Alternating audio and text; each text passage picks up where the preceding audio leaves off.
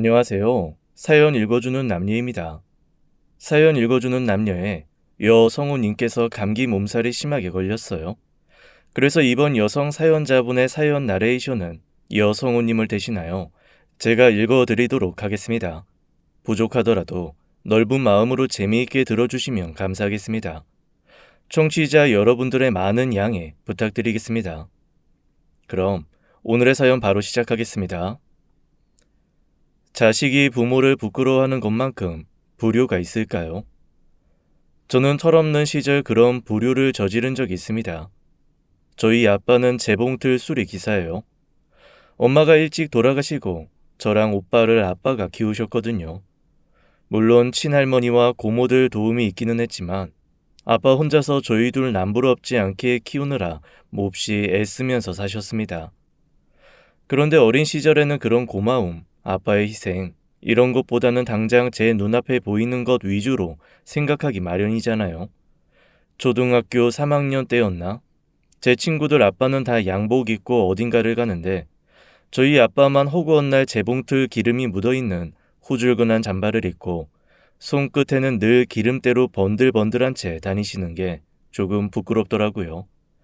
게다가 차도 남들 다 타는 승용차가 아니라 다 낡은 트럭에 늘 녹슬고 낡은 재봉틀과 수리기구를 싣고 다니는 게 좀 창피했어요. 지금에야 아기자기 예쁘게 생긴 재봉틀이 많지만 저 어렸을 때만 해도 재봉틀이라고 하면 거의 집에 가구 하나 들어가는 느낌이 들 정도로 큰 것들이 대부분이었거든요. 그런 재봉틀은 무거워서 어디 수리로 보내지도 못하니까 항상 저희 아빠 같은 기사가 가서 수리를 해주고 오곤 했습니다. 한 번은 제가 정말 친하게 지내고 싶었던 되게 공주 같은 친구가 있었거든요. 그 친구가 아주 도도하고 쌀쌀맞은 애였는데 뭔가 어떤 계기로 제가 마음에 들었는지 자기 집에 한번 놀러 가자는 거예요. 어린 마음에 무슨 간택이나 받은 듯 설레고 행복해하면서 그 친구를 따라 집에 놀러 갔죠. 드라마에서나 나올 것 같은 2층 양옥집이 얼마나 먼지 하나 없이 깨끗한지, 마당 앞에서 이 집 마당은 신발을 신어야 하나 벗어야 하나 잠시 고민이 될 정도였습니다. 게다가 정말로 영화에서 보는 것처럼 까만 원피스에 하얀 에이프론을 맨 젊은 여자가 대문 열리는 소리를 듣자 종종종 달려나와 아가씨 오셨어요 라면서 그 친구를 맞아주는 거예요. 이렇게 사는 사람도 있구나라고 놀라면서 두리번 거리고 있는데 저쪽에서 익숙한 목소리가 들리더라고요. 아빠였습니다. 제가 생각지도 못한 아빠 목소리에 우뚝 서서 두리번거렸더니 그 친구가 아무렇지 않게 저한테 이러더라고요. 우리 엄마 재봉틀이 망가져서 고쳐주는 아저씨 오신다고 했어. 저는 그 친구한테 그 아저씨가 우리 아빠라는 말을 차마 하지 못했습니다. 그리고 혹시나 아빠가 저를 보고 아는 척 할까봐 전전긍긍 어쩔 줄을 모르며 소파에 고개를 푹 숙이고 앉아 있었어요. 얼마 뒤에 아빠가 재봉틀 수리를 마치고 나왔습니다. 사모님, 워낙 좋은 재봉틀을 쓰셔서 지금처럼 관리 잘 해주시면 뭐 큰 문제 없을 거예요. 밑에 제가 기름 다 칠해놨고 바늘 부러진 거 싹 치워서 새로 끼워놨으니까 앞으로 쓰시는데 지장 없을 거예요. 아저씨 솜씨가 좋으셔서 그렇죠 뭐. 앞으로 종종 저희 집 와서 한 번씩 봐주세요. 이건 수고비고요. 이건 집에 가시면서 닭이라도 한 마리 튀겨가시라고 제가 더 드리는 거예요. 아이고, 이러실 거 없는데. 에이, 감사합니다. 감사합니다. 수고하셨어요. 앞으로도 잘 부탁드릴게요. 예. 언제든 불러만 주십시오. 불러주시면 저야 감사하죠. 고개를 숙이고 있는데 왜 이렇게 볼과 목 주변이 달아오르는 것 같은지요. 아빠는 왜 저렇게 굽신거리는 것 같고 하필 내 친구 엄마는 친절할 대로 친절해서 웃돈까지 주는지 차라리 드라마에서 본 것처럼 일하러 온 사람 무시하면서 못되게 굴고 아나무인 싸가지 없게 굴기라도 하면 좋겠다는 생각을 했습니다. 그러면 아줌마 왜 그러냐고, 아줌마가 뭔데 우리 아빠한테 그러냐고 버럭 소리 지르며 도도한 친구에게 너희 엄마 못됐다고 쏘아붙일 수 있으니까요. 그런데 운도 참 없지. 제 친구의 엄마는 한없이 천사 같고 친절하시더라고요. 어머, 지영이 학교에서 왔구나? 친구랑 같이 왔네. 친구는 이름이 뭐야? 얼마나 깨꼬리같이 예쁜 목소리의 엄마던지요. 제 친구를 반갑게 맞이하고 저한테 아는 척하는 그 아줌마를 저는 똑바로 볼 수 없었습니다. 아빠가 저를 알아보고 아는 척하지 않기만을 간절히 바랄 뿐이었어요. 그래서 저도 모르게 고개를 외로 끄고 아빠와 최대한 눈이 마주치지 않으려고 하면서 안녕하세요라고 인사를 했죠. 차마 이름도 말 못했습니다. 순간 아빠의 침묵이 느껴졌어요. 갑자기 허둥지둥하는 목소리가 나더니 이만 가보겠다고 얘기하고 불이 나게 신발을 신고 나가시는 게 느껴지더라고요. 어린 마음에도 그게 얼마나 부끄럽고 창피한지 너무 복잡한 마음이었습니다. 친구한테 들키기는 싫은데 아빠한테 상처 줬다는 건 속상한 몹시도 애매한 마음이었어요. 결국 그날 점심에 저는 그렇게 먹고 싶었던 불고기, 떡볶이, 온갖 신기한 반찬들도 제대로 먹지 못하고 뚱하게 앉아 있었습니다. 그러다가 같이 인형 놀이를 하자는 친구의 말도 거절하고 터덜터덜 집으로 돌아오고 말았어요. 제 태도가 이상했는지 그 친구도 어느 순간 저한테 예전처럼 다시 쌀쌀 맞고 도도하게 굴기 시작하더라고요. 그리고 제가 집에 가겠다고 일어서니까 잘 가라는 인사도 없이 팩 돌아져서 자기 방으로 휙 들어가 버리는 겁니다. 당황한 건 그 집 엄마와 일하는 아줌마였죠. 뭐가 저렇게 마음이 상했는지 모르겠지만 어쨌건 또 놀러 오라는 말과 함께 그 집을 나섰는데 걷잡을 수 없이 눈물이 흐르더라고요. 어쩐지 집에 들어가면 아빠가 저를 혼낼 것도 같고 그냥 여러모로 속이 상했습니다. 그래서 그날 저는 집에도 못 들어가고 혼자서 골목 앞에서 왔다 갔다만 하고 있었어요. 그런데 7시쯤 됐으려나 대문이 열리면서 아빠가 허겁지겁 나오는 게 보였습니다. 얼른 담벼락에 몸을 숨겼죠. 뒤에 쫓아나온 오빠가 아빠를 붙잡고 하는 얘기가 들렸어요. 아빠, 제가 찾아볼게요. 들어가 계세요. 어디 멀리 안 갔을 거예요. 아니야. 내가 아무래도 그 집을 가봐야겠다. 하필 그런 데서 만나서 애가 얼마나 창피했을까. 아빠, 아빠를 창피해한 게 이상한 거지. 아빠가 무슨 도둑질하러 간 것도 아니고. 아빠 성실하게 일하는 거 보고 인사도 안 한 거면 오히려 혼내셔야죠. 할머니가 아셨으면 얼마나 서운하셨겠어요. 아주 내가 가만 안 둘 거야. 저랑 5살 차이 나는 오빠는 나이에 비해서 어른스럽기만 했습니다. 그래서 늘 아빠보다 오빠가 좀 더 어렵긴 했는데 그때도 어김없이 오빠는 어른스럽더라고요. 야, 아무 말도 하지 마. 그 부잣집 잘 사는 애한테 놀러 갔는데 아빠가 기름때 묻은 옷 입고서 거기서 굽신거리고 일하는 거 보면 나 같아서도 속상했을 거다. 내가 아주 걔 오늘 마음 불편했을 걸 생각하면 아주 그냥 피가 쏟아지는 것 같아. 에휴, 공부도 우리 딸이 더 잘할 것 같고 생긴 것도 우리 딸이 더 예쁜데 부모 잘못 만나서 그 녀석이 기죽어서 고개 숙이고 있는 걸 보니 아휴. 그렇게 침울한 얼굴로 자기 가슴을 팡팡 치고 있는 아빠를 보자니 제가 정말로 큰 잘못을 한 것 같고 너무너무 장이 끊어지는 것처럼 아팠습니다. 저도 모르게 숨어있던 담벼락에서 크게 울음을 터뜨리고 말았어요. 제 울음소리를 듣고 허둥지둥 달려온 오빠와 아빠가 저를 토닥이고 안아주던 그 밤, 저는 그 저녁 풍경과 그 냄새, 아빠한테서 나던 희미한 재봉틀 기름의 향까지 절대 잊지 못합니다. 그날 저는 아빠 옆에서 잠이 들었어요. 땀과 기름이 섞인 아빠 냄새가 처음으로 푸근한 느낌이 들어 엄청 푹 잠들었죠. 그리고 다음날 할머니가 저를 부르시더라고요. 혹시 어제 일을 듣고 꾸중을 하시려나 했는데 할머니가 저를 꼭 안고 이렇게 말씀하시는 거예요.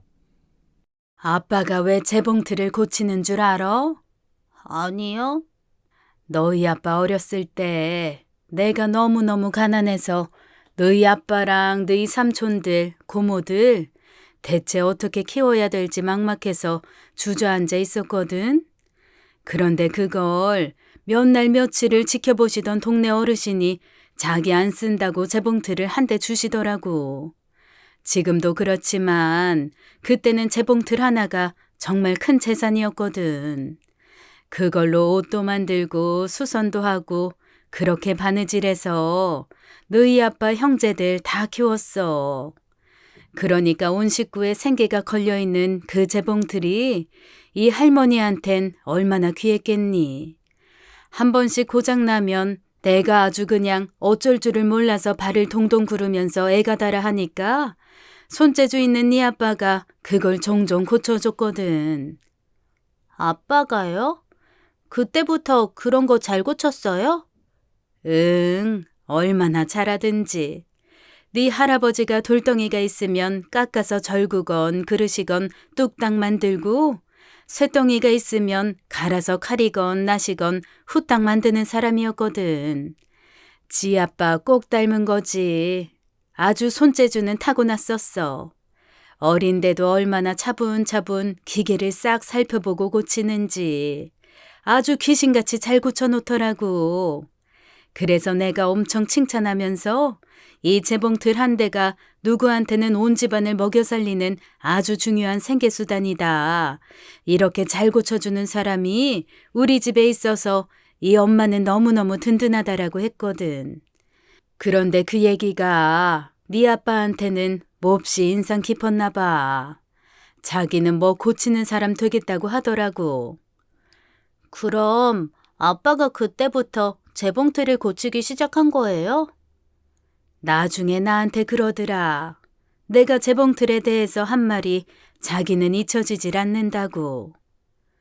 한 집안에 생계가 거기 걸려 있다는 거요?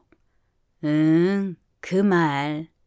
이 재봉틀 하나를 고치면 누군가는 먹고 사는 문제에 대해서 조금 너그러워질 수 있겠구나. 단순히 취미가 아니라 정말 이게 생계수단인 사람들한테 자기가 도움이 될 수 있겠구나 하는 생각을 했대. 그래서 고등학교 졸업하자마자 공부 꽤 잘했는데도 불구하고 재봉틀 만드는 공장을 들어갔어. 내가 그렇게 말렸는데도 자기는 누군가에게 꼭 도움되는 사람 되고 싶다고 공장 들어가서 손가락 다쳐가며 기름 묻어가며 그렇게 지금까지 살아온 거야. 네 아빠 어디 가서 부끄러운 짓 안 하고 열심히 살았어. 할머니의 얘기를 듣는데 저는 할머니가 막 꾸중한 것보다 훨씬 더 마음이 아프고 창피했습니다. 차라리 할머니가 네 아빠한테 왜 그랬냐고 꿀밤이라도 때리셨으면 좀 덜 불편했을 것 같은데 그렇게 자초지종을 차근차근 말씀해 주니까 제 마음이 더 불편해지더라고요. 그리고 그날 이후 저는 아빠를 조금도 부끄러워하지 않게 되었습니다. 오히려 친구들한테 우리 아빠는 우리나라 최고의 재봉틀 수리 기사라고 자랑하고 다니고 혹시 너희 집에 있는 재봉틀 망가지거나 안 좋아지면 꼭 우리 아빠한테 얘기하라고 나름 홍보까지 하고 다녔어요. 제가 얼마나 소문이 많이 냈냐면 중학교 때였습니다. 학교에 있는 가사 실습실에 재봉틀이 몇 대 있는데 영 관리가 안 돼서 뻑뻑하고 안 돌아갔었거든요. 학교 선생님이 저희 아빠 모셔다가 그 재봉틀을 싹 수리하고 저희 앞에서 아빠한테 모두 감사하다고 박수 치라고까지 하셨다니까요. 제가 제일 크게 박수 치면서 환호성을 지르는데 저희 아빠가 그때 저를 보면서 행복해 하셨던 얼굴이 잊혀지지 않습니다. 그리고 그날부터 나름 저희 학교에 저희 아빠 팬클럽 비슷한 게 생기기 시작했어요. 사실 저희 아빠 조금 기름때 묻고 구질구질한 작업복 입고 다녀서 그렇지 엄청 잘생기셨거든요. 할머니가 맨날 놀리듯이 하시는 말씀이 이거였습니다. 아니, 낳고 나니 너무 잘생겨서 젖물리면서도 내가 얼굴이 빨개질 정도로 멋있었는데 말이지. 인물로 열어 돌려서 내가 그 집 딸내미들 달래줄 말까지 다 준비해놨는데 첫사랑한테 푹 빠져서 허우적거릴 줄 누가 알았담. 망할 놈. 첫사랑이랑 결혼해 행복하게 살겠다고 하더니만 너무 사랑해서 일찍 잃었어. 으이그, 그러게 적당히 하지. 네, 그 아빠의 첫사랑이 바로 돌아가신 제 엄마고요. 할머니가 농담처럼 전 물리면서도 설렜다고 할 정도로 저희 아빠는 진짜 잘생겼어요. 영화 배우를 해도 될 것처럼 눈도 부리부리하고 코도 오똑하니 잘생긴 아빠라서 당시 제 친구들, 한창 사춘기를 겪을 중학교 아이들에게 어떤 표상 같은 게 되었었나 봐요. 작업복을 입은 약간 멋진 남자, 땀 흘리며 일하는 남자에 대한 로망 같은 거라고 할까요? 그러다 보니 가끔 저한테 이거 아빠 갖다 드리라고 간식을 갖다 주는 선배 언니도 있었고, 너희 아빠 집에 계실 때 좀 놀러 가도 되냐는 친구들도 있었습니다. 뭐 그때만 해도 우리 아빠 너무 잘생기고 멋있어서 이런가 보다 하고 그냥 웃고 말았죠. 그 나이 때는 또 다 그렇잖아요. 그런 한편 아빠에 대한 연민과 존경심도 커졌습니다. 제 친구들이야 장난처럼 그렇다 쳐도 밖에서 일하는 아빠에게 얼마나 많은 유혹이 있었겠어요. 그럼에도 불구하고 가정적이고 늘 일 끝나면 불이 나게 집으로 와서 오빠와 저한테 하루 일을 물어봐주는 아빠가 너무 대단하다는 생각이 들더라고요. 아빠 역시 저희 남매에게 아무것도 바라는 것이 없었습니다. 다만 한 가지 좀 서운해 하셨던 건 제가 정말 재봉틀에 관심이 전혀 없다는 거였죠. 사실 아빠가 재봉틀 기사임에도 불구하고 저는 재봉틀에 큰 관심이 없었습니다. 솔직히 말하면 솜씨도 없었을 뿐더러 어렸을 때부터 너무 그걸 많이 봐와서 오히려 익숙해지니 관심이 없었다고나 할까요? 그리고 얼마나 많은 공을 들여야 옷이 만들어진다는 걸 알아서 그런지 그냥 옷이라는 건 싼 거 사입자라는 주의가 돼버린 거죠. 아빠는 재봉틀 기사 딸이 재봉틀에 관심이 없다는 걸 처음엔 서운해하셨지만 그것도 나름 네가 선택한 삶이면 그렇게 해라 라며 이해를 해주셨습니다.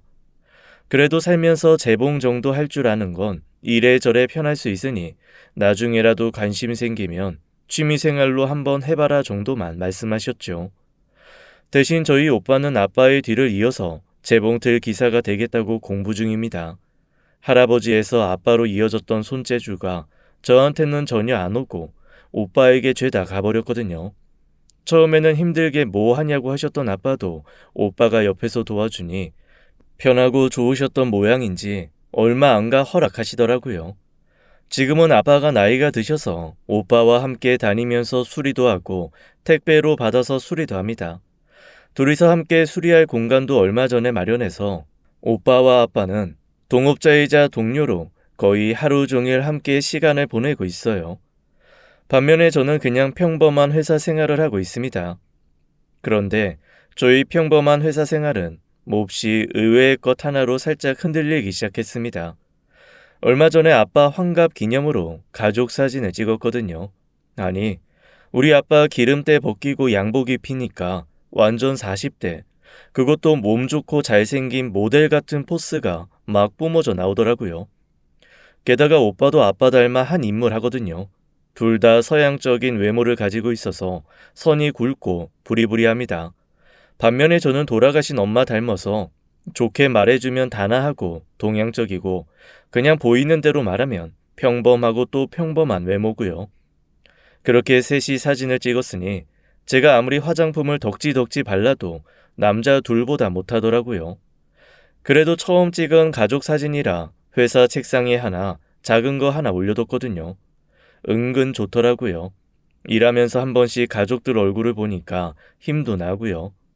그런데 가족 사진을 올려놓으니까 오며 가며 사람들이 한 번씩 보고 말을 걸더라고요. 대부분은 제가 아빠랑 오빠랑 진짜 안 닮았다는 말이었지만 그 말이 조금 스트레스기도 했지만 그래도 아빠랑 오빠 못생겼다는 말보다 잘생겼다는 말이 기분 좋으니까 그냥 그러냐 하고 넘어갔습니다. 그런데 어느 날 저랑 동갑인 여직원 하나가 사진을 한참 보더니 저한테 너무나 진심 어린 목소리로 그러는 거예요. 집에 이렇게 든든한 남자들이 있어서 너무 좋겠어요. 그게 무슨 말이야?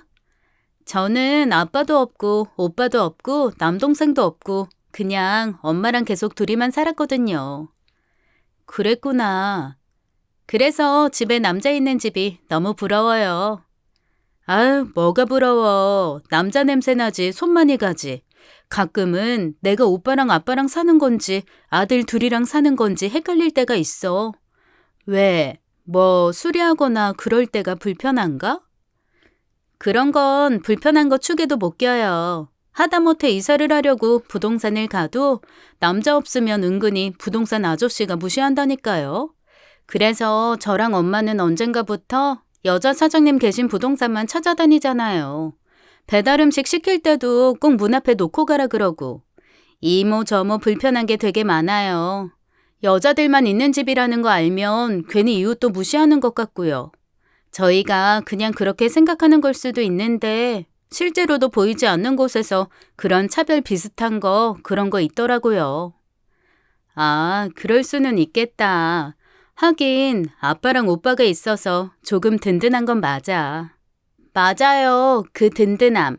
그 든든함이 너무 부럽고 그리워요. 혹시 아빠가 일찍 돌아가셨어? 저 아빠가 누군지도 몰라요. 엄마 미혼모시거든요. 순간 물어본 제가 좀 뻘쭘해졌습니다. 뭔가 건드리면 안 되는 상처를 건드린 것 같았거든요. 제가 입을 갑자기 다물자 그 여직원이 웃으면서 말했습니다. 아우, 괜찮아요. 저 그건 정말 아무렇지도 않아요. 저희 엄마 대학생 때 연애하다가 남자가 군대 갔는데 그 이후로 연락 끊기고 엄마는 저 가진 거 알고 그냥 나왔대요. 아빠가 덩치도 크고 잘생겼다는 말만 들었는데 그 이상은 엄마가 말 안 해주더라고요. 군대 간 거면 찾을 수 있었을 텐데. 아, 엄마가 그러더라고요. 도망간 놈 붙들어다 앉혀놔봐야 또 도망간다고요. 상처는 한 번 받으면 되는데 굳이 데리고 와서 또 받을 필요 없다고 생각했대요. 그래도 전 아빠를 한 번이라도 만났으면 좋겠다고 생각했었거든요. 근데 사진 속에서 제 이상형 아빠를 찾았네요. 그 말을 듣는데 좀 짠하기도 하고 은근 기분도 좋았습니다. 저희 아빠가 그만큼 멋있다는 얘기니까요. 우리 아빠가 들으면 진짜 좋아하시겠네. 나는 아빠 같은 남자만 안 만나면 된다고 하는데. 왜요? 아빠 같은 남자 만나면 좋잖아요. 나는 그냥 양복 입고 회사 다니는 그런 사람이 좋아. 평범한 직업. 아우, 이런 서비스 직종 전문직, 이거 너무 힘들어. 경쟁도 해야 되고. 그냥 나는 남이 주는 돈 받으면서 딱 9시부터 6시까지 일하는 뭐랄까, 약간 로봇 같은 삶? 그런 삶이 좋다고. 아버지 뭐 하시는데요? 우리 아빠 재봉틀 수리기사. 어머, 너무 멋있다. 나 재봉틀 다루는 거 엄청 좋아하는데. 기사님들 완전 전문가잖아요. 얼마나 훌륭한 건데요. 어떻게 보면 마이스트로 장인이잖아요. 우리 아빠 들으면 진짜 좋아하겠네. 꼭 전해줄게. 제가 아빠의 직업을 무시하거나 폄하하는 건 아니었지만 그래도 저는 만약에 제가 결혼을 한다면 제가 어렸을 때 부러워했던 것처럼 양복 입고 회사 다니는 일반적인 직업을 가진 사람, 그런 사람이랑 결혼을 하고 싶다는 생각을 하고 있었거든요. 아빠도 그 부분에 대해서는 말씀을 안 하셨습니다. 그래도 한 번으로는 빈말이라도 아빠 같은 사람이랑 결혼하고 싶다는 얘기를 하기를 바라셨던 모양이에요.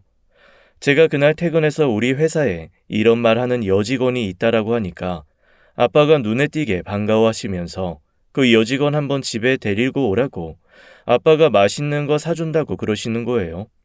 그래서 제가 뭐 그런 걸 가지고 맛있는 것까지 사주냐면서 그냥 회사 동료고 동갑이라 친구처럼 지낼 뿐이다 라고 한 귀로 듣고 한 귀로 흘리고 말았죠. 그리고 며칠 뒤에 제가 장난스럽게 여직원에게 그랬습니다. 있잖아. 네가 우리 아빠 멋있다고. 우리 아빠 같은 사람이랑 결혼하고 싶다고 한 거 전해드렸거든. 전문직 진짜 훌륭하다면서 이상형이라고 했다고. 아빠가 엄청 기분이 좋았나 봐. 세상에 데리고 오랜다. 밥 사준다고. 진짜? 언제 갈까? 그 반응에 당황한 건 저였어요. 저는 아빠 말도 그 친구의 말도 모두 장난으로 들었는데 그 친구가 너무나 진지하게 아빠가 초대를 하셨는데 자기가 가서 꼭 아빠를 만나야겠다며 오히려 적극적으로 구는 거예요. 아니 이게 뭐지 싶어서 수습을 하려고 했지만 이미 그 친구는 혼자 들떠서 이번 주말 어떤지 아빠에게 물어보라는 거 있죠. 자기가 보는 앞에서 당장 문자든 전화든 하라는 거예요. 얼결에 떨리다시피 아빠에게 연락을 했죠. 그랬더니 아빠가 껄껄껄 웃으면서 이러시는 겁니다. 아이고, 그래. 우리 딸이 친구 데리고 온다는데 내가 소뚜껑 삼겹살 아주 맛있게 구워준다고 해라. 전화 밖으로 흘러나오는 아빠 목소리를 듣고 그 친구가 글쎄 이러는 겁니다. 세상에, 목소리도 너무 젊고 멋있다. 정말 너무 설렌다. 좀 당황스럽더라고요. 아니, 이렇게까지 부침성 좋은 친구였나라는 생각이 들어서 제가 의아한 얼굴을 하고 있자 그 친구가 저한테 이러는 겁니다. 사실 나 재봉에 대한 약간 로망이 있어. 원래 집안 사정만 아니면 패션 디자인과 가서 전공하고 싶었는데 집에서 그거를 밀어줄 만한 형편이 아니었거든. 당장 빨리 취직해서 돈 벌어야 되는 상황이어서 고등학교만 졸업하고 바로 취직했잖아. 그러다 보니까 내가 평생 배우고 싶은 재봉틀, 세상에 그 민감한 기계를 만들기도 하고 수리도 하는 그런 분을 알게 돼서 나 약간 꿈을 이룬 것 같은 느낌이야. 내 로망이거든. 세상에 너무 좋다. 너무 설렌다. 나 너한테 너무 고마워. 아니, 이렇게까지 얘기하는데 제가 딱 잘라 거절하기가 좀 민망하더라고요. 하긴 제가 살면서 몇 번 이런 유의 사람을 만난 적이 있어요. 저희 아빠가 재봉틀을 수리한다고 하면 이렇게 우러러 보는 것처럼 대단하게 보는 사람들이 있더라고요. 대체 그게 왜 그렇게 대단한 건지는 모르겠는데 재봉에 대한 로망이 있거나 재봉틀을 좀 다뤄본 사람들은 그런 사람이 집에 있어서 너무 좋겠다면서 부러워하는 사람 몇 있었거든요. 그래서 저는 그냥 이 친구도 그런가 보다라는 생각을 했습니다. 그런데 주말에 이 친구가 차려입고 온 걸 보며 조금 당황스러웠습니다. 친구 집에 오면서 아니 무슨 사돈집 방문하는 애 마냥 아주 예쁜 투피스를 차려입고 회사에도 안 신고 오는 높은 구두를 신은 거 있죠.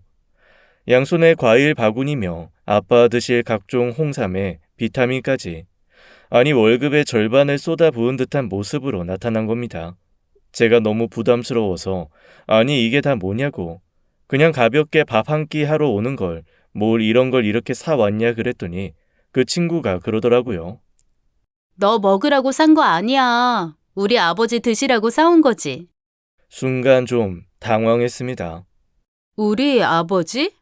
지금 얘 우리 아빠 보고 우리 아버지라고 한 거야? 그때는 사실 순간 좀 놀라기도 했지만 원래 우리나라 사람들이 우리라는 표현 되게 잘 쓰잖아요.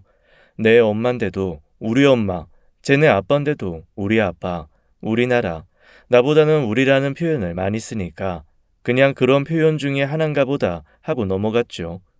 그런데 아빠를 만나는 순간 이 친구 태도와 표정이 좀 이상한 겁니다. 아니 이거는 누가 봐도 친구의 아빠를 보는 게 아니라 무슨 나이트클럽이나 소개팅 자리에서 마음에 드는 남자를 만난 후에 하는 여자 행동 같은 것들을 하고 있는 거예요. 저는 그 친구가 그렇게 애교스러운 목소리를 내는 것도 한 번도 들어본 적이 없고 귀 뒤로 머리를 넘기며 셀쭉하게 웃는 것도 한 번도 본 적이 없는데 글쎄 그러고 있더라고요. 그런데 저희 아빠 당연히 아무 생각이 없으시죠. 딸 친구라는데 아빠가 무슨 마음이 있겠어요. 그저 아빠는 최선을 다해 열심히 땀을 뻘뻘 흘려가며 소뚜껑에 삼겹살을 계속 구우실 뿐이었습니다. 끊임없이 친구가 묻는 말에 예의상 대답해주고 계셨는데 아니 질문도 어찌나 끝이 없던지요. 그 가운데 제가 껴있는 느낌이 이상한 거예요. 그나마 나중에 오빠가 일 마치고 합류하면서 조금 분위기가 풀어지긴 했는데 아빠와 저 그리고 그 친구 이렇게 셋만 있을 때는 꼭 제가 딸이 아닌 것 같았습니다. 오히려 불청객이나 이방인으로 끼어든 것 같은 그런 느낌마저 들더라고요. 기분이 영 묘했습니다. 그래서 그 친구가 돌아간 뒤에 아빠한테 슬그머니 물었죠. 아빠, 걔 어때?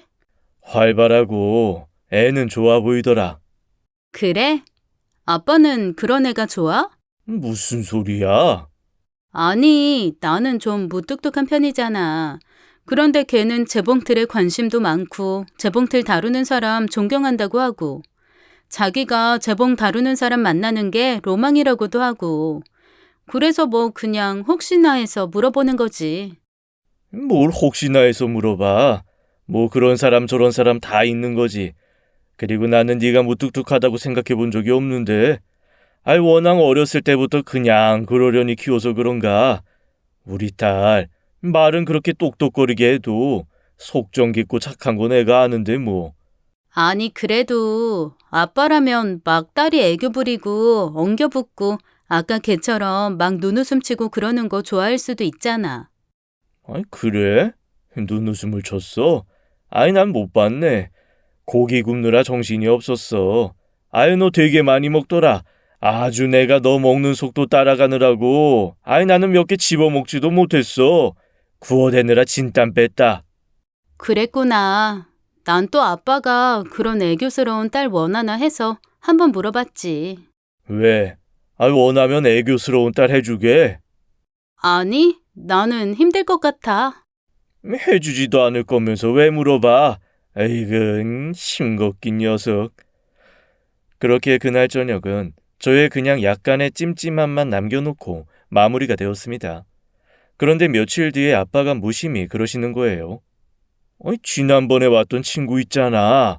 이름이 지호라고 했나? 지호가 왜? 성격이 참 좋은가 봐. 나한테 문자를 자주 보내네. 뭐라고? 아빠한테? 갑자기 머릿속이 땡하고 울렸습니다. 지호가 아빠 번호를 어떻게 알고? 재봉에 대해서 뭐 물어보고 싶은 거 있으면 연락해도 되냐 그래서 명함 한 장 줬거든. 근데 그때부터 재봉에 대해서 물어보는 건 아니고 뭐 이것저것 말 걸고 엄청 문자를 보내. 우리 딸보다도 자주 보내는 것 같아. 아빠, 그 문자 좀 봐봐. 아빠는 아무 생각 없이 문자를 툭 보여주셨습니다. 근데 이놈의 기집애 저희 집에서 밥 먹고 간 그 다음 날부터 하루에도 몇 번씩 저희 아빠한테 문자를 보냈더라고요. 저한테 이런 방구 말도 없었는데 말이죠. 그것도 무슨 여자친구가 남자친구 챙기듯이 식사는 하셨나? 오늘 춥다. 따뜻하게 입으셔라. 오늘은 날이 좀 풀렸다. 추웠다 더웠다 하면은 감기 걸리니까 감기 조심하셔라. 오늘은 점심을 뭘 드셨냐? 이거는 누가 봐도 남자를 챙기는 여자의 문자 같은 느낌인 겁니다. 그런데 거기다 대고 저희 아빠 또 딸 친구라고 엄청 성실하게 대답을 해주셨더라고요. 삼계탕에다가 인삼주 먹고 거기에 깍두기 국물 넣어서 밥까지 싹싹 긁어 먹은 얘기는 왜 문자를 쓰는 겁니까? 그래서 제가 그걸 보고 아빠한테 한 소리 했습니다. 아빠, 얘 이런 식으로 그냥 아빠한테 계속 말 거는 거 나는 좀 별로야. 그리고 뭘 이렇게 다정하게 일일이 대답을 다 해주고 있어? 왜? 이 친구가 저기, 응? 아빠가 일찍 돌아가셨다며. 그냥 내가 좀 아빠 같다고 그러는 것 같아. 아빠 일찍 돌아가셨다고 그랬다고?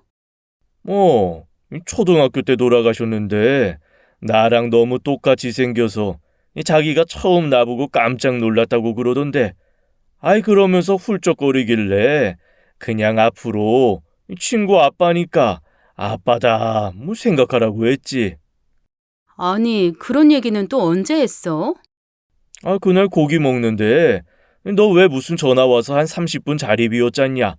갑자기 울면서 그러기에 얼마나 당황했는지. 어이가 없더라고요. 저한테는 미혼모 딸이라고 해놓고 저희 아빠한테는 일찍 아빠 닮은 아빠 잃고 그리워한 비련의 여주인공 스토리를 써서 얘기를 한 거잖아요. 제가 진짜 얘 뭐하는 얘지 싶어서 아빠에게 그랬습니다. 아빠, 내가 알기로는 얘 미혼모 딸이야. 아빠 얼굴 모른다고 했다고. 왜 그런 거짓말까지 해서 아빠한테 눈물바람 한 건지는 모르겠는데 앞으로 얘한테 이렇게 대답해주고 그러지 마요. 알았어요? 그래도 네 친구인데 어떡해. 친구 아니야. 그냥 하지 말라면 하지 말라고요. 제가 버럭 짜증을 내니 아빠가 알겠다고 고개를 끄덕이시더라고요. 저는 제가 그렇게까지 화를 내면서 하지 말라면 정말로 안 할 거라고 생각했습니다. 하지만 한번 확인은 해야겠다 싶었지요.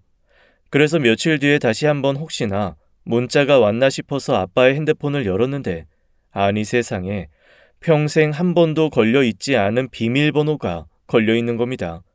그래서 제가 아빠한테 물어봤죠.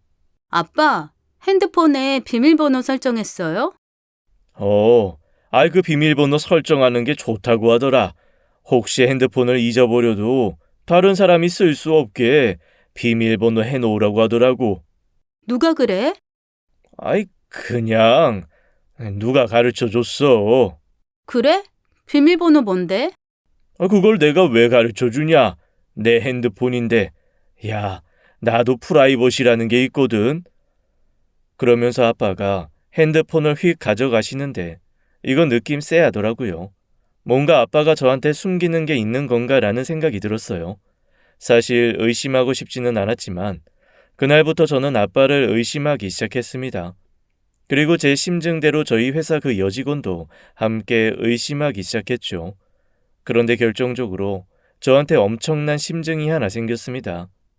예쁘장한 그 여직원한테 사람들이 계속 남자친구 있냐라고 물어봤을 때마다 남자친구 없다고 대답하던 그녀가 언제부터 좋아하는 사람 있다고 얘기를 하는 겁니다. 그녀한테 설레었던 다른 남자 직원들은 몹시 좌절했고 은근히 그녀가 대체 지금 누구를 만나고 있는 건지에 대한 궁금증이 회사 안에 커져가고 있던 시점이었어요. 그래서 제가 한번 물어봤거든요. 좋아하는 사람이 있다며? 누구야? 그랬더니 슬쩍 제 눈을 피하면서 이러더라고요. 나이 차이는 좀 나는데 엄청 어른스럽고 자기 분야 일 잘하는 그런 사람? 그래? 한번 소개시켜줘. 얼굴 보고 싶다. 잘생겼어? 내 눈에야 뭐 엄청 멋있지. 그리고 언젠가 기회 되면 한번 봐. 그러면서 말꼬리를 흐리는데 이거 영 느낌이 쎄하다 싶었습니다. 이상한 건 저희 아빠도 마찬가지였어요. 핸드폰 비밀번호를 걸어놓은 건 물론이고 그 다음 날부터 뭔가 혼자서 배실배실 웃기도 하고 저 몰래 누구랑 통화도 하면서 영 이상하게 굴더라고요. 게다가 오빠가 어느 날 그러는 겁니다. 혹시 아빠 무슨 일 있어? 왜? 아니 나보고 이제 우리 사무실 공장 있잖아.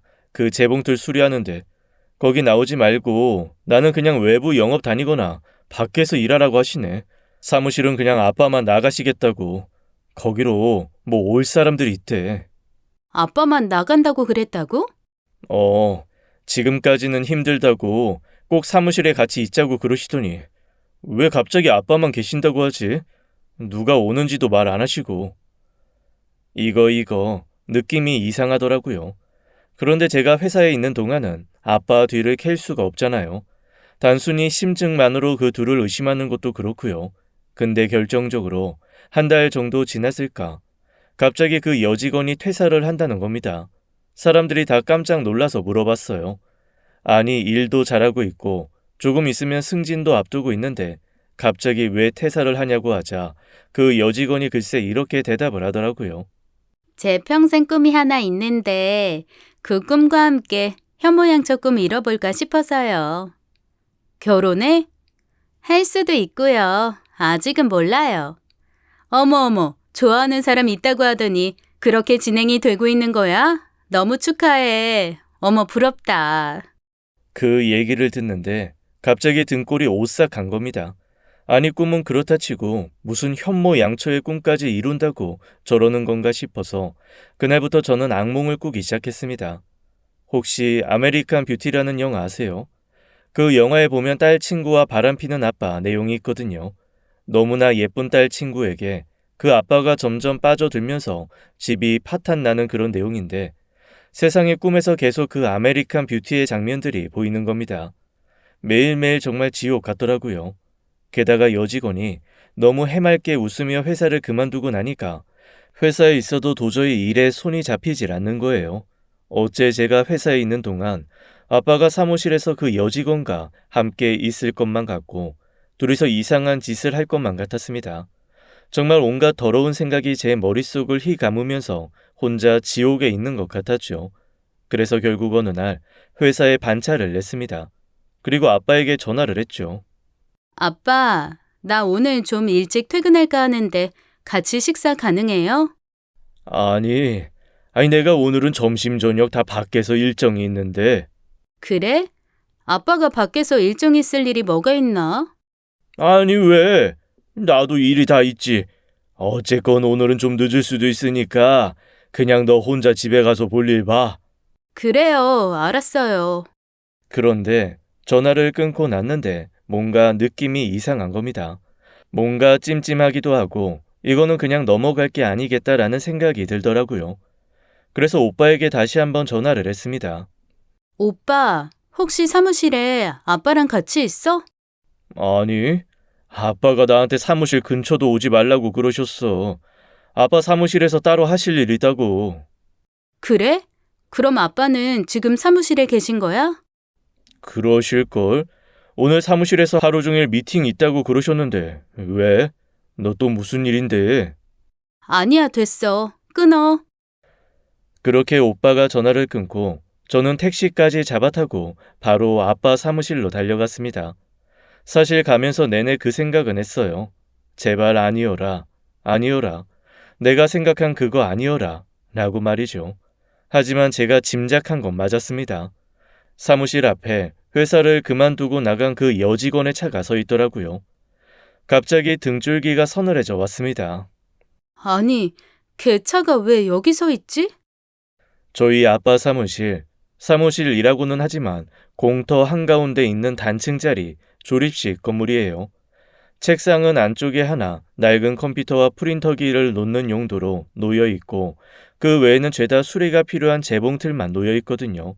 그리고 아빠가 야근하거나 중간에 피곤할 때 쉬실 좀 큰 침대 하나가 구석에 놓여 있습니다. 그 모든 구조를 다 알고 있으니 마음이 더 괴롭더라고요. 조심조심 사무실로 다가갔습니다. 그런데 안에서 이상한 소리가 들리는 거예요. 아빠 목소리였습니다. 그 대화를 듣는데 제 눈이 뒤집히는 줄 알았습니다. 아빠랑 제 그 여직원이랑 둘 다 너무 더럽다는 생각밖에 안 들더라고요. 이성을 잃었습니다. 그래서 미친 듯이 사무실 문을 두들겼죠. 벌건 대낮에 둘이 지금 뭐 하는 짓거리냐며 고래고래 소리를 질렀습니다. 그러자 안에서 몹시 당황한 듯 뭔가 쿵쾅쿵쾅 후다닥 치우고 엎고 떨어뜨리고 아주 난리가 나는 소리가 들리더라고요. 그리고는 문이 벌컥 열렸습니다. 단추가 한두 개 정도 풀어진 작업복의 아빠와 역시나 흐트러진 옷차림에 여직원이 서 있더라고요. 제가 너무나 화가 나서 일단 뛰어들어가 여직원 뺨을 올려 붙였습니다. 야, 이 미친 거사. 너 이러려고 우리 아빠 멋있다 그랬니? 네가 현모양처 된다는 게 우리 엄마 자리 차지하려고 하는 거야? 너 미쳤어? 너 우리 아빠랑 나이 차이가 몇인데. 정신 차려. 너 같은 거 절대 우리 엄마를 못 받아들여. 너 이거 미친 짓이야. 미친 짓이라고. 그리고는 아빠를 돌아봤습니다. 아니, 평생 엄마만 알고 다른 사람 쳐다보지도 않던 사람이 왜? 젊으니까 눈이 가요? 아빠 미쳤어요? 내가 얘하고 대화하지 말라고 그랬죠? 대체 남 부끄럽게 이게 뭐 하는 짓이야? 딸 친구하고. 그랬더니 아빠가 당황한 얼굴로 저를 한참을 보시다가 갑자기 미친 듯이 웃음을 터뜨리시는 거예요. 그리고 저한테 뺨을 맞고 황당한 얼굴로 뺨을 부여잡은 채 서 있는 여직원도 갑자기 배를 잡고 웃기 시작하는 겁니다. 그리고는 저한테 다가와서 그러는 거예요. 아우 진짜 힘 더럽게 세네. 너무 아파. 아니 자초지종이나 좀 듣고 폭력을 쓰든가. 세상에 나 또 미싱 배우다가 뺨 맞을 줄은 생각도 못했네. 이게 무슨 소리인가 싶었습니다. 아빠가 정말 너무너무 웃다가 눈에 눈물이 가득 맺힌 채로 저한테 그러시더라고요. 아이고 우리 딸내미, 이상한 드라마 이상한 프로그램 너무 많이 봤어. 지금 공방 차린다고. 아이고 배야. 공업용 미싱 다루는 법 알려주고 있었어. 오늘이 제일 힘들거든. 이거 제대로 조립해서 구멍에다가 기름칠해서 잘 넣을 수 있어야 재봉틀이 망가지지 않고 싱싱 돌아간단 말이야. 그거 실습하고 있는데 넌 대체 무슨 생각을 한 거냐? 머릿속에 음란마귀가 얼마나 있는 거야? 야, 우리 딸 야하네 야해. 아이고 배야. 갑자기 골이 띵해졌어요. 뭐야, 그럼 둘이 사귀는 게 아니에요?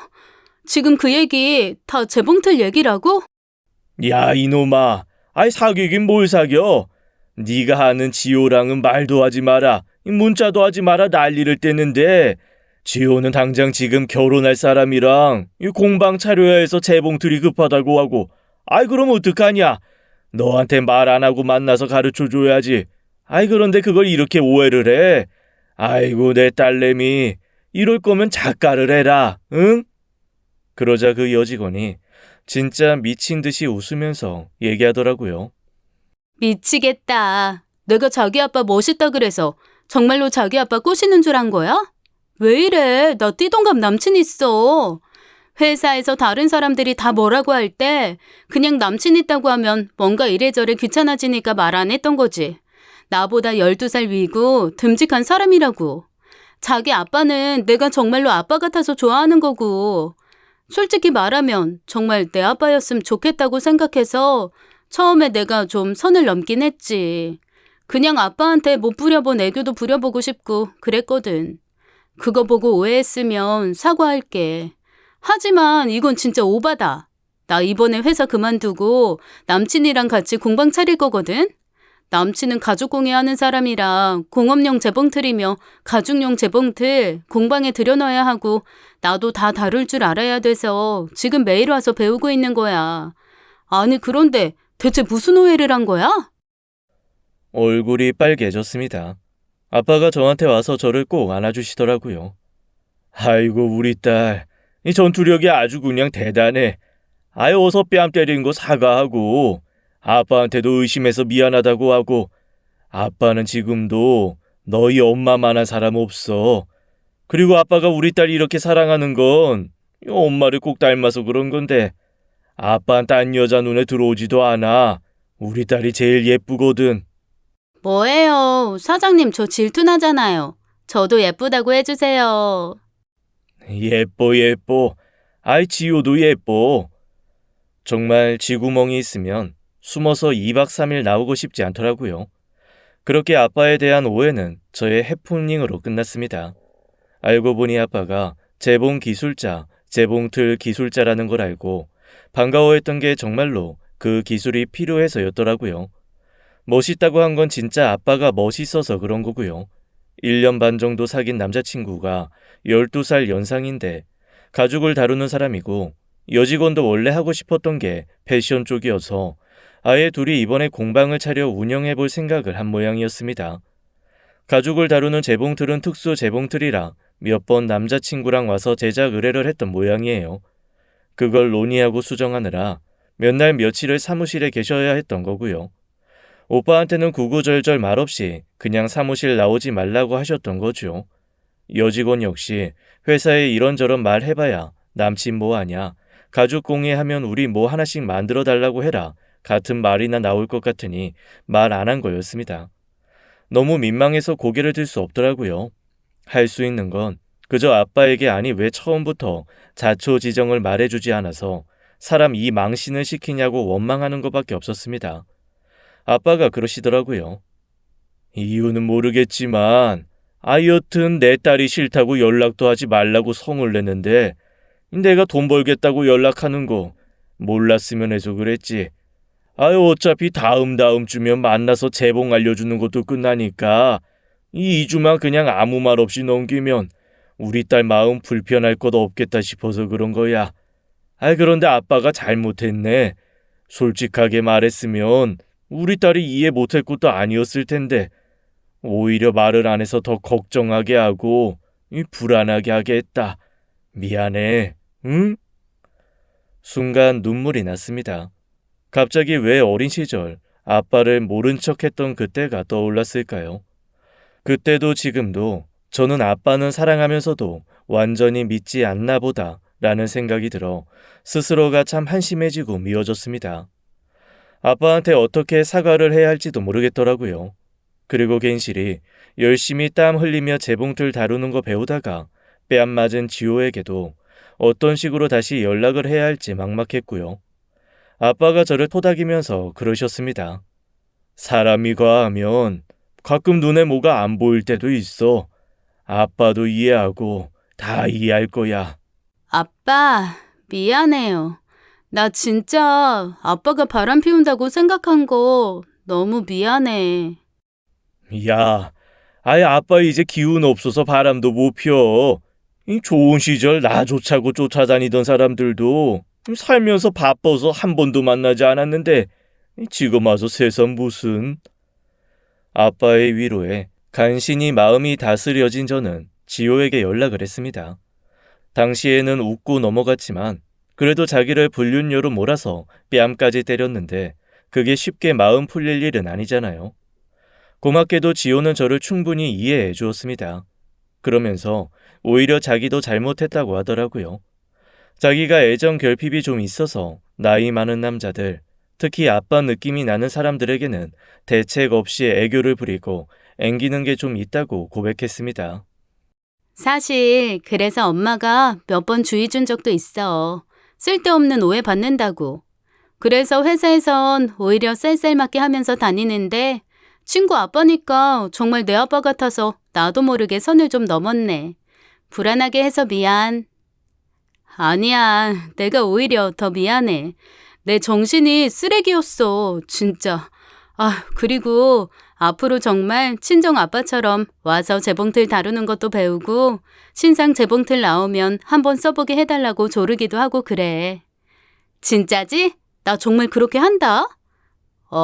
대신 너무 애교 부리진 말고 나 아빠 뺏길까봐 겁난다, 진짜. 아유, 난 왜 이렇게 애교가 없을까? 없어도 되는 자리라서 그래. 원래 강아지도 처음부터 사랑받는 애들은 쥐가 자고 싶으면 자고 먹고 싶으면 먹고 꼬리치고 싶을 때 꼬리치고 그런다? 근데 유기견이었던 애들은 늘 주인만 보는데 그나마도 주인이 장난스럽게라도 앵돌아지면 애들이 불안해해. 그래서 더 애교 부리고. 난 애교라도 부려야 아버지가 예뻐해 주시지 않으시겠어? 아이고, 우리 아빠 그런 사람 아니네요. 그런 생각하지 말고 그냥 정말 편하게 해. 내가 다신 그런 오해 안 할게. 그렇게 아빠의 불륜 사건은 저의 오해로 인한 해프닝으로 끝났습니다. 나중에 오빠랑 할머니가 이 모든 얘기를 듣고 얼마나 웃으면서 저를 비웃었는지 몰라요. 특히 오빠는 웃다가 사례가 들려 먹고 있던 주스까지 죄다 뿜었다니까요. 이후로도 오빠는 저랑 아빠, 오빠 이렇게 셋이서 밥 먹으러 갔다가도 서빙해 주시는 이모님이 아빠를 한번 보고 웃기라도 하면 이러면서 절 놀렸습니다. 야, 어떡하냐? 저 아줌마 아빠한테 반한 것 같은데. 야, 너 가서 뺨 때리고 와야 하는 거 아니야? 조용히 해라. 그만 놀려라, 진짜. 아니, 왜? 아이, 정말로 나한테 반한 것 같은데. 우리 딸도 앞뒤 안 가리고 덤벼들여야 할 것 같은데. 아이, 왜 안 해? 야, 아빠 좀 서운하려고 해. 아, 하지 말라고. 앞으로도 이 놀림은 몇 년간 계속될 것 같습니다. 뭐 어찌겠어요. 제가 단추를 잘못 끼운 거죠. 지호는 조만간 결혼식을 올립니다. 저랑 아빠가 같이 참석하기로 했고 아빠는 멋진 재봉틀 한 대에 지호 이름을 새겨서 선물해 주신다고 하더라고요. 그게 좀 부러운 걸 보니 저도 슬슬 재봉틀에 취미를 한번 붙여볼까 봐요. 우리 아빠 좋아하시겠죠? 지금까지 사연 읽어주는 남녀였습니다. 끝까지 함께 해주신 여러분 감사드리며 저희는 다음 사연으로 돌아올게요. 감사합니다.